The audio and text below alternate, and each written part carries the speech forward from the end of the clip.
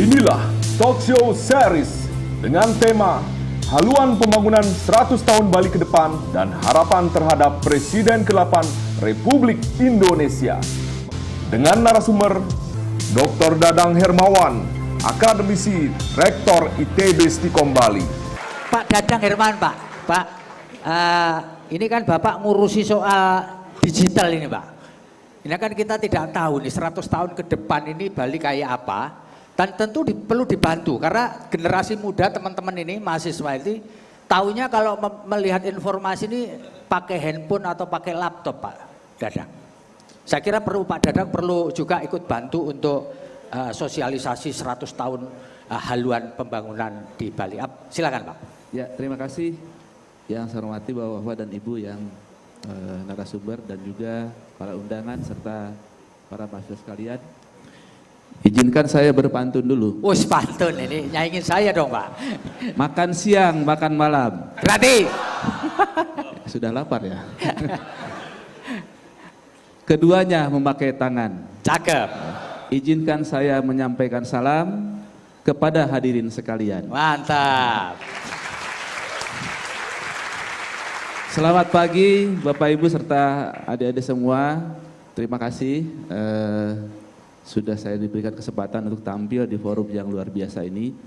Yang pertama saya mewakili Stikom Bali, di mana di situ ada 300 dosen, 6.500 mahasiswa dan 10.000 alumni, menyampaikan apresiasi yang sangat tinggi kepada terbitnya tentunya Dewan dan pemerintah, terbitnya haluan ya, 100 tahun pembangunan ekonomi Bali ke depan. Itu sangat luar biasa dan mudah-mudahan itu kan menjadi haluan yang betul-betul dilaksanakan oleh nanti penerus-penerusnya. Sebagaimana kita tahu bahwa di kita ini ganti presiden, ganti kebijakan, ganti menteri, ganti kebijakan, ganti gubernur, ganti kebijakan dan seterusnya. Tetapi dengan adanya pedoman ini maka diharapkan betul-betul pembangunan di Bali ini berpedoman kepada yang telah kita sepakati, telah kita keluarkan. Dan tentu saja kami berharap itu tidak hanya sekedar pedoman saja, tetapi juga betul-betul dilaksanakan. Dan di kami apa yang disebut dengan istilahnya ada NACO, Pak. Ya. NACO itu no action concept only.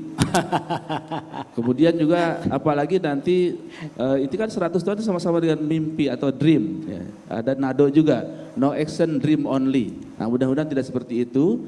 Dan salah satu yang bisa menjadi tantangan atau fakta yang saya tahu selama ini adalah tingkat pendidikan tinggi di masyarakat Bali. Artinya APK ya, yang APK angka partisipasi kasar pendidikan tinggi.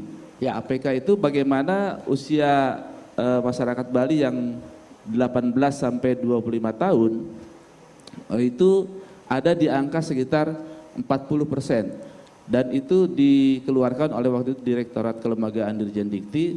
Saya cukup bahagia juga karena apa? Karena rata-rata nasional sekitar 33 atau 34%. Jadi bagus ya ini Pak ya berarti ya?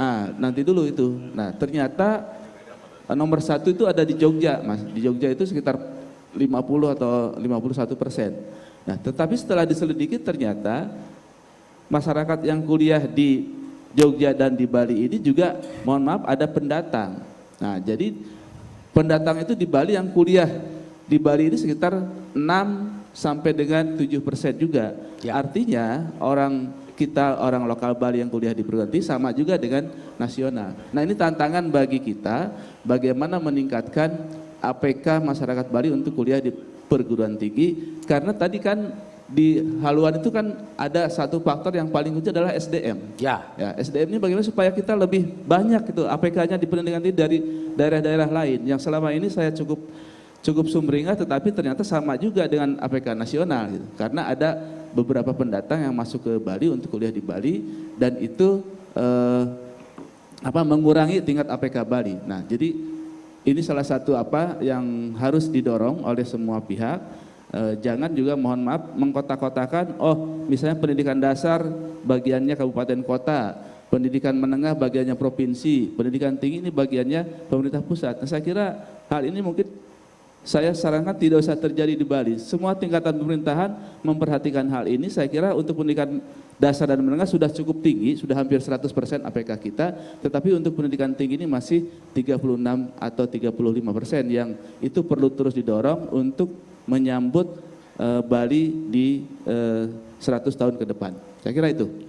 Angka partisipasi kasar itu bagusnya berapa Pak Dadang? Kalau kita kan masih 38,46% ya di Bali ya? Iya. Itu, kalau saya sih berkehendak di atas 50%. Oh, di atas 50 negara ya? maju itu katakanlah Singapura, Korea itu di atas 60% APK-nya, sehingga mereka maju sesuai dengan tingkat pendidikan tinggi yang dipunyainya. Terima kasih. Oke, baik.